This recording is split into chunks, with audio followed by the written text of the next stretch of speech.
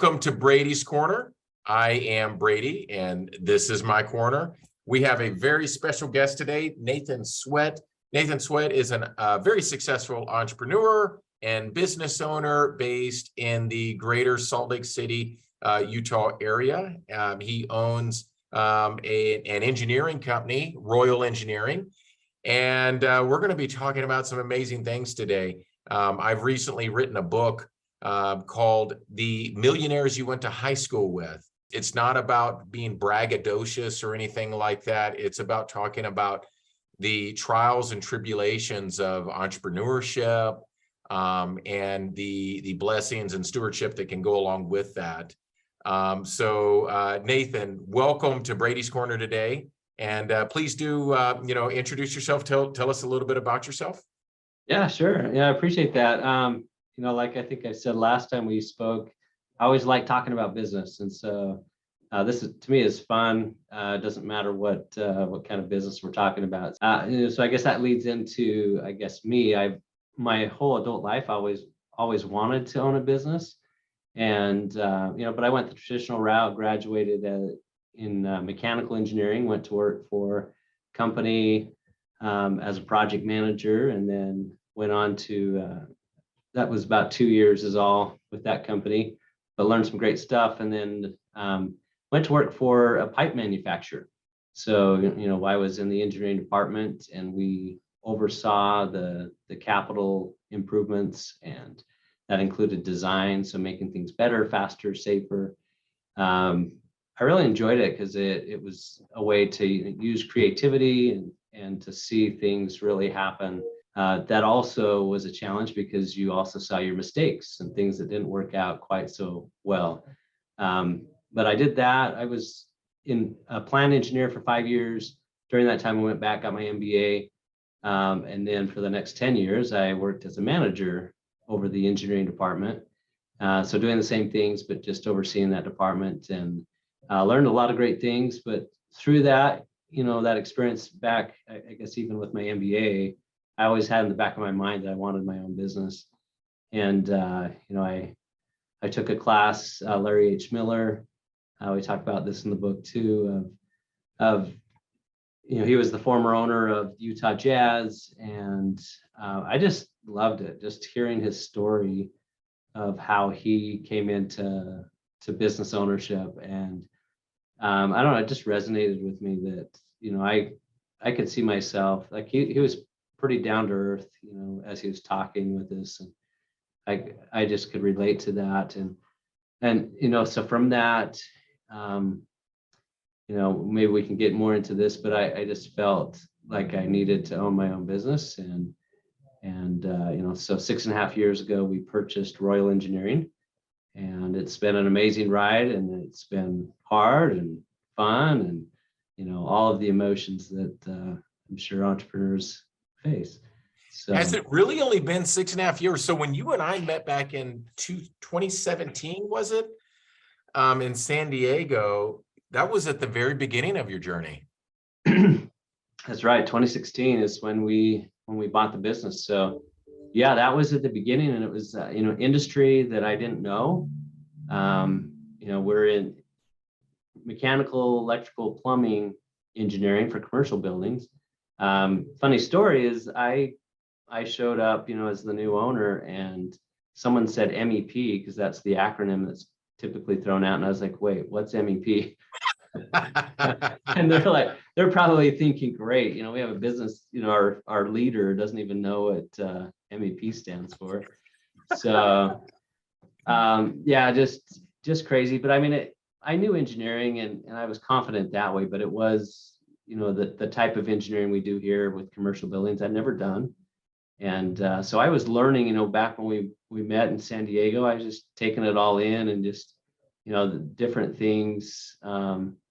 PSMJ has been a big help for me too in learning, the industry metrics, and, talking with you about the tax credits and all that. It's been helpful. One thing I guess that I would just suggest to anyone that's going into business, you just look for those partners that can help you. I feel like our our business is better because of our relationship and the things that we've been able to do. And then just all these pieces. It's fun because, I have, a number of people that I look to and can attribute, our success because we have known and worked together. So. Can we talk a little bit about what was the, some of the things that led up to you wanting, and how did you go about searching for a business to buy? What was the final straw? When did you know this is real? This is going to happen? Did you know it before it happened? Did you know it after it happened? And the reason I mention that is because Mark Swag, whom you may know of through me and some things we've done together, he talks about entrepreneurs. And, a lot of people that maybe they go to MBA school and they take all the entrepreneurship classes, they listen to all the motivational things on, social media, but they never get off the fence.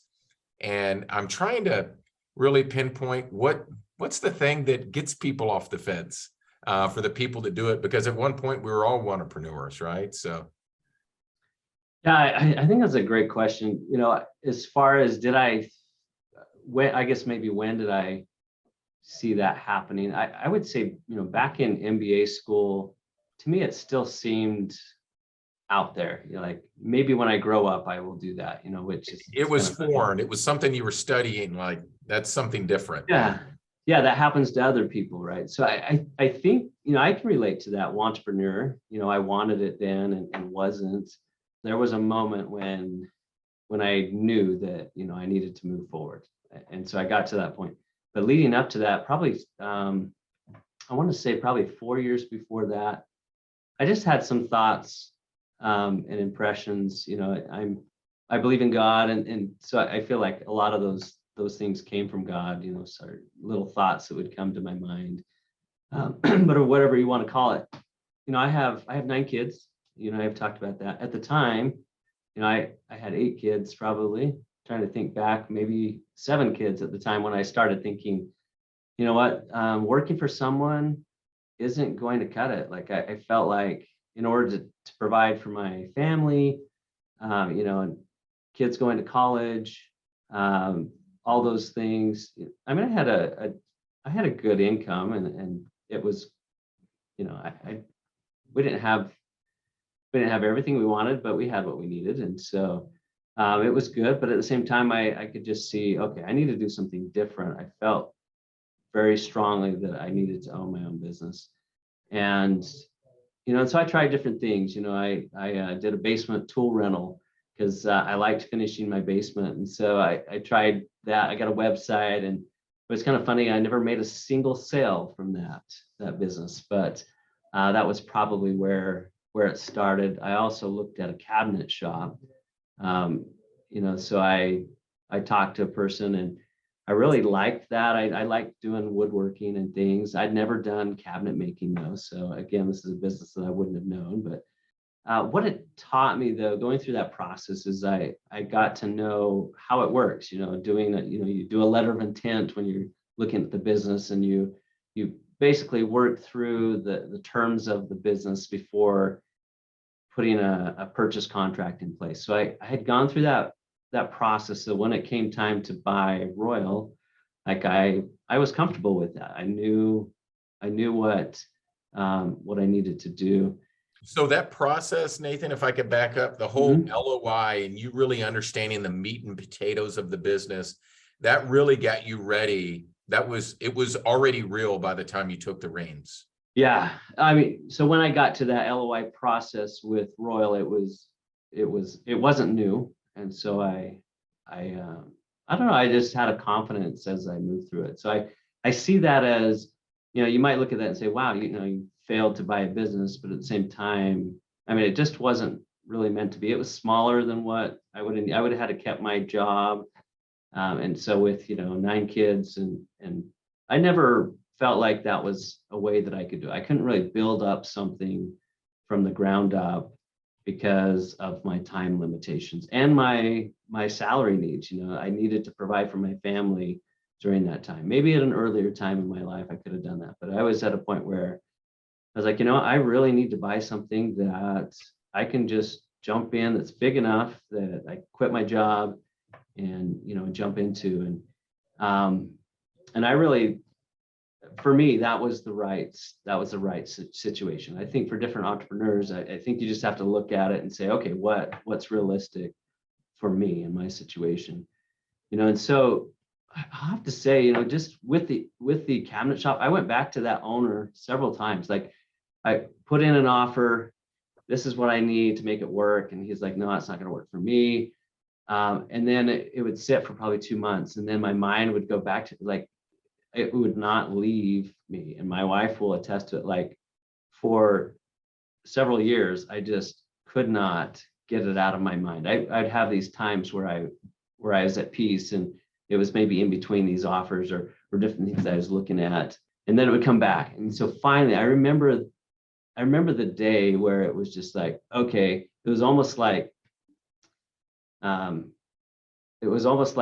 someone talking in my head, you've got to do this, you've got to do this. And finally I was like, fine, I'll do it, And so it was almost out of desperation. And I went, to these email lists, signed up to a couple different lists and said, okay, I'm just going to find something. I know I need to do it. And I love it. From that point, it just kind of moved forward.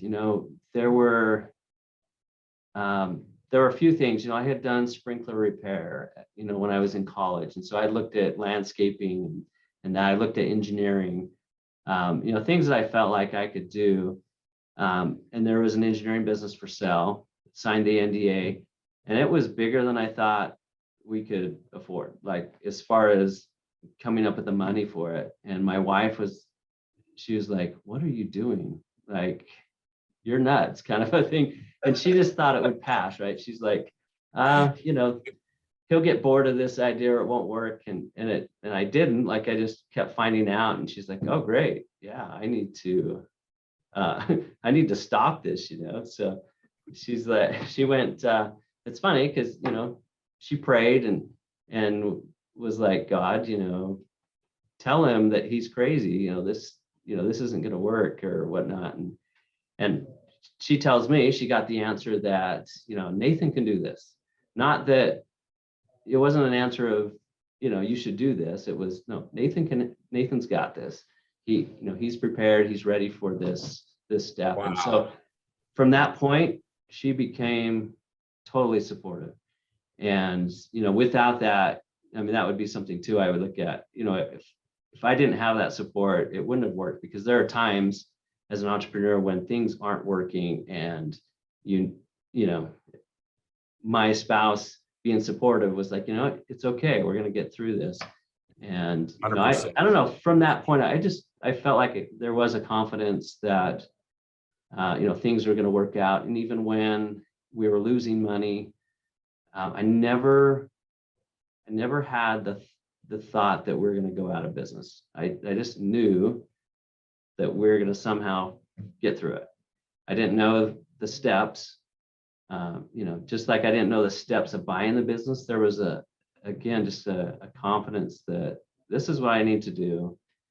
And we would bump into, financing. That was one of the things, is like, well, how do you get financing? I talked to different people and didn't look like we had enough. And then I'd have an idea of, oh, I can use my 401k.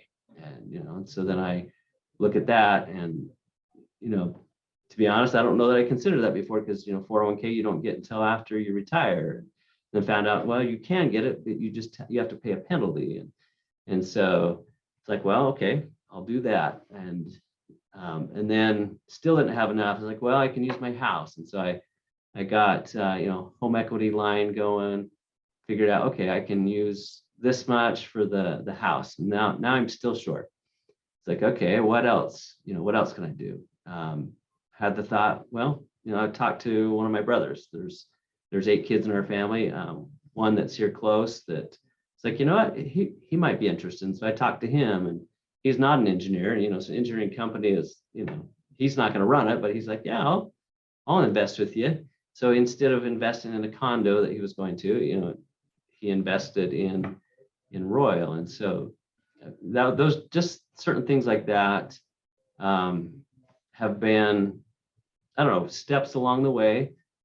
And it's been fun too, because things that I've learned, I want to share with different people. And I have another brother that's looking to buy a business, and similar situation that that I was in. And it's just fun because, I can say, oh, this is what I did, this is, help you get through it, walk you through it. And so anyway, I'd love to do some philanthropy along that lines too, helping people that want to get started somehow. So kind of fun. That is amazing. And I know, I mean, your story is so unique, that you've had so many challenges along the way, but there was one challenge in particular that I think is really led through an amazing breakthrough, not only in your life, but the way you do business. Around 2019 I think that was it. You got some news. End of 2020. End of 2020. Yeah. So October 2020, I felt I had a lump in my abdomen, and I was gaining weight, but just in my belly, I looked like I was 9 months pregnant. So, which is, and you don't drink, so it's not cirrhosis or anything, so. Yeah, it wasn't any of that. And so, I was just like, this is really weird. Felt the lump. I mean, I was gaining weight before I felt the lump, and then felt the lump, went into my primary care physician, did an x-ray. I mean, he pulls up and says, well, it's in the area of your spleen. It could be an enlarged spleen, but I can't tell. I had no thought about it being cancer at that point, right? So didn't even cross my mind. I just thought, okay, enlarged spleen, that I don't know if that's good or bad. So a couple days later, did a CT scan, went in, and of course the technicians don't say anything. So I got done. It's probably, half-hour drive back home. I get back home, and, I don't exactly remember how soon after, but I didn't have a chance to really settle or anything. I got the call from my doctor, and, so it's just me on the phone, and I just went into the other room, and he tells me, hey, you've got a tumor in your abdomen. I was like, oh, wow, this, okay, not sure what this means, so my mind's kind of going, I was like, okay, I have a tumor. I was like, so, I mean, this could be benign, right? And he's like, no, it's just the way it is in the situation. It's more than likely cancer.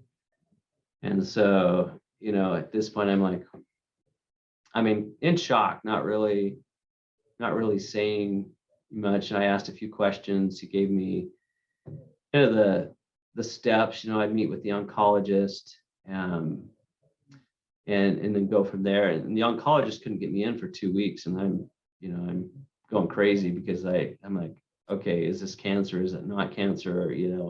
What's going to happen? And so, finally got into the oncologist, and just the way things were moving, my symptoms came on suddenly. So they were kind of in hurry mode, and like, okay, we got to get you going. So within a week, probably, of meeting with the oncologist, I was starting chemo. And, so things just were crazy. And in the midst of that, we got in a car accident coming back from one of, like, 2 days before chemo started. Got rear-ended by a semi, totaled our car. Thank goodness my wife, me, and our two youngest were all fine. But,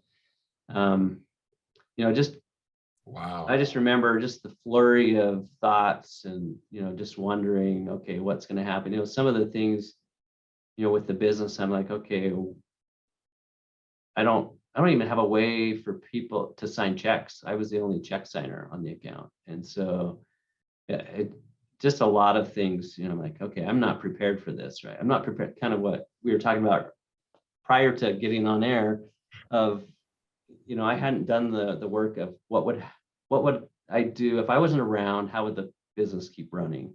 I hadn't done that work. How can you provide for your family? How can the business keep running? all of these things? Who can you trust? All of these things. So yeah, that changed, that changed my perspective on life. I mean, it just pretty drastically, just changed everything. Went through chemo. That was 4 months worth of that, and then went on kind of a maintenance treatment for every 2 months.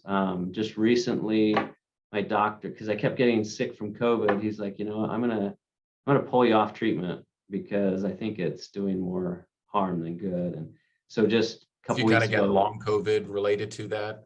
I think it probably was long COVID, at least in the beginning. I got COVID again for the third time in November, first part of November. And so at that point, he's like, okay, we got to be done. He was concerned just because the medicine I was on just reduces the immune system. I mean, you were sick and you had compromised immune system. I remember coming into town and said, Brady, you're flying all over the place. There is no way I'm going to meet you for breakfast. I have no idea where you've been. So yeah, I tried to stay away as much as I could during that COVID time. That was back in January is when I got it the first time. And it was pretty serious then. I was in and out of the hospital a couple of times. And then just breathing wise, I just had a hard time. I got COVID again in August. It wasn't too bad. I had some breathing issues. And then November, I didn't have any breathing issues. So it felt like just a cold. So I feel like right now my body's probably back to normal. Now I just have old age to worry about. So thanks for sharing that. And I know anybody here with a family can probably, or can appreciate all the underlying things that aren't said, all of the emotional journey of, oh my gosh, what's next for me, what's next for my family. And as a business owner, it's hard to separate your business from your family because you're thinking about their future in the business. Can you talk about some of the steps, like, because one of the things we talked about is you're a better CEO now for your company than you were previously.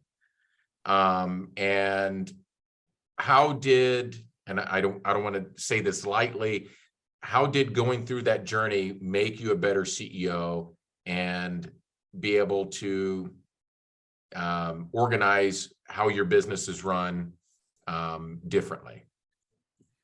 Yeah, sure. So to introduce my thoughts on that, I just recently listened to Clayton Mask, who's the CEO of Keep.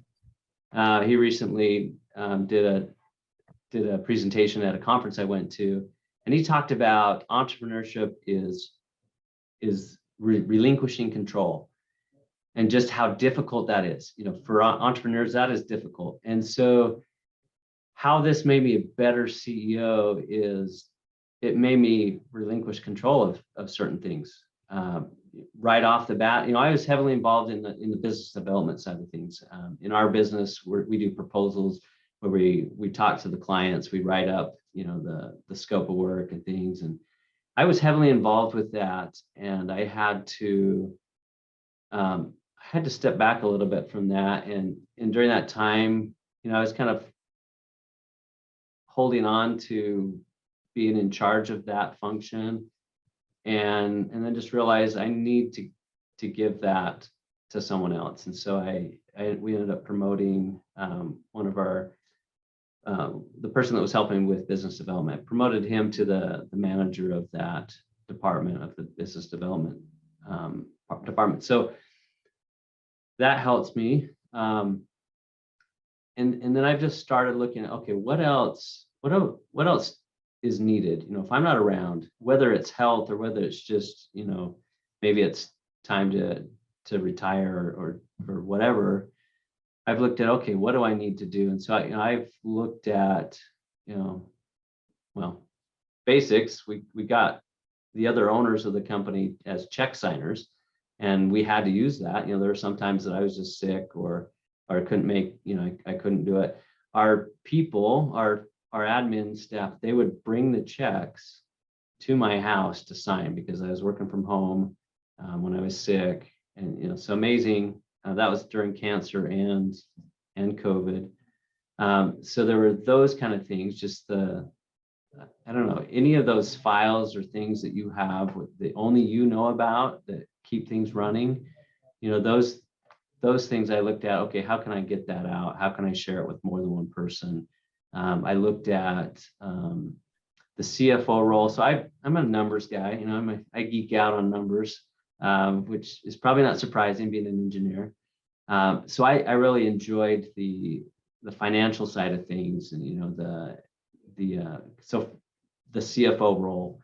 And so over the last couple of years, it's been a process of just trying to find the right fit. How do I get out of that role and have someone else do it? And so then my job becomes just coaching those people. And so I feel like that's good too, because it gives other people opportunities to grow.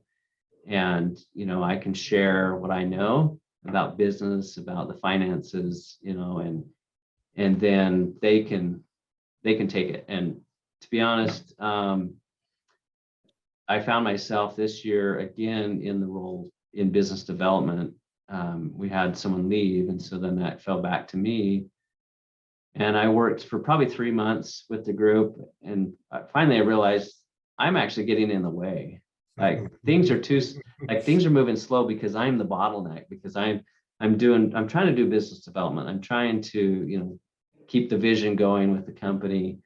And so, I just recognized that and said, okay, we're gonna promote this person, and they've been amazing, and really I was in the way, So it goes back to that relinquishing control, letting people do what they need to, getting out of the if I want it done right, I have to do it myself. Like I don't think, if you want to grow, I mean, you can do that, but if that's your attitude, you can only grow so much, basically whatever capacity you have yourself. And for me, that wasn't really what I wanted. I wanted to be able to see other people grow and, grow past me and get it to the point where I'm not the one that's keeping things afloat. And I don't think I am. Like, I feel like we have a team that, and it was proven, even though I was, for the most part, able to still work full time. I mean, there are things that I couldn't do, and people just stepped up and took care of it. And that's a pretty cool place to be, to have people that are willing to do that and are trained and can do that. And you can't do that if you hold it. If you hold all that knowledge to yourself, you can't get to that point. And the fear of letting go is that somebody's going to fail, or maybe even betray you, or whatever, our deepest fears are, but that rarely happens, right? And so, yeah, I think for me, it was a fear of, I have it my way, like this certain way that I feel like is the best, right? So it's this thought that it's the most efficient. And maybe that's true for a lot of people. Like, if you give it to someone, they're not gonna do it the same way you do, for sure. And that can be scary, just to allow, someone else's path, it's not, but as long as you give the vision, this is what I expect, this is what I want. I found that, yeah, it's hard to just let people do that. But you're right, it's not often that they fail, but even if they do, it's okay.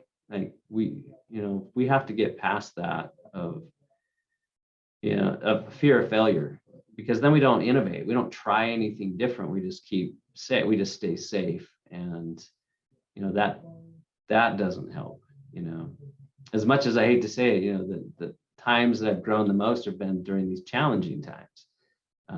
Not that I would have wanted to get cancer or COVID, but the situation was there, and, what are you going to do? You're going to either learn from it, or you just give up, which, I mean, that's not an option. So, you figure out how to move forward. And, I don't like thinking about what may be my next challenge, because that could be scary if you start thinking about that. But but just focusing, okay, what do we have in front of us? What do we need to figure out? There's a painting I have on my wall. It's a space painting. It's called Untethered, and my friend Richie Deegan painted it for me.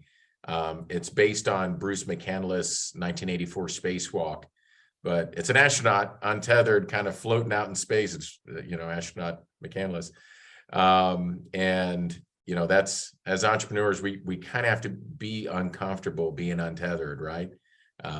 That's where you grow. Yeah, I agree with that 100%. So this is great. Nathan, thank you so much for everything. I can't wait for folks to read in the book about your story. There's a lot more there. I can't wait for people to dig into that. How can people get a hold of you if they want to contact you? What's the best way?